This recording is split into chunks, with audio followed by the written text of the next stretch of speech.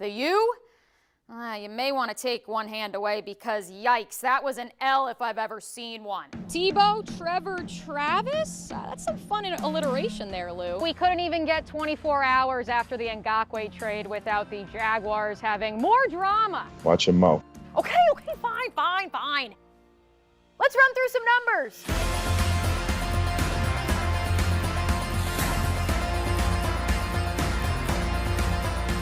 All the puddles and the saturation, not because of that, but because of a massive crash on lap 14 just before we entered this weather delay. The longest putt in Players history came right here on hole 14 back in 2007 and still offer figure skating lessons. So there's still hope for people like yours truly, right? I called you out last week, Tim. That 99% chance of no rain, got poured on.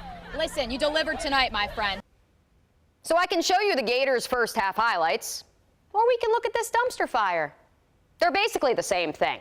4 area teams in action in Southeast Georgia last night. Camden County falling 21-14 at Tift County. Pierce County rolling Long County 44-6. Glen Academy fell to Richmond Hill 14-7 in a nail-biter.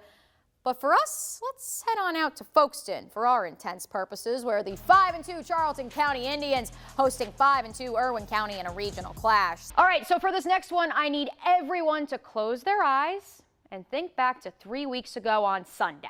Florida State taking on Notre Dame, hanging with number 9 Notre Dame, trading punches. Their defense racked up 4 sacks and 9 tackles for loss against an offensive line loaded with future first and second rounders. Now open your eyes. It's week 4 and Florida State has the second worst defense in the ACC. Y'all are always looking for insider info, right? Here it is. When the Jaguars sent their roster cuts to the assembled media at TIAA Bank Field yesterday, I was the one that wondered aloud, I've seen a couple of the guys who are no longer Jaguars complying with the mandatory mask mandate for unvaccinated players. I wonder if that played into roster cuts at all. 20 minutes later, in our availability with Urban Meyer, a Times Union columnist asked Meyer if, and I quote, vaccination status played a role in players making the roster.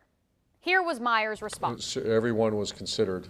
That was part of the production. What's his, let's start talking about this, and then also is he vaccinated or not? Can I say that was a decision maker? It was certainly in consideration.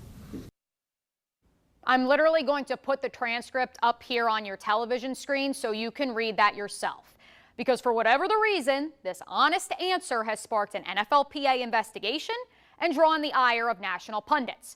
Personally, I don't understand how or why this struck such a chord. Per NFL guidelines, if an unvaccinated player is a close contact, let alone tests positive for the virus, they are out 7 to 10 days.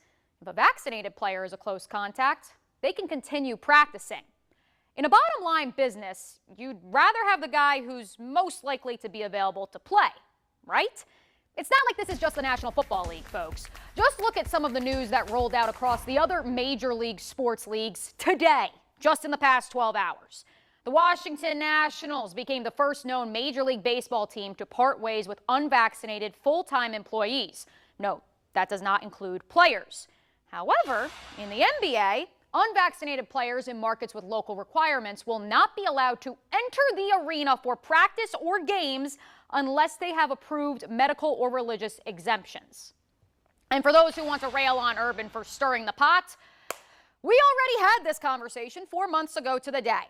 Bills GM Brandon Beane said he would consider vaccination status when making roster moves in May. For what it's worth, the Bills have several players on their roster who are unvaccinated, as do the Jags. And some of those players were never in danger of being cut.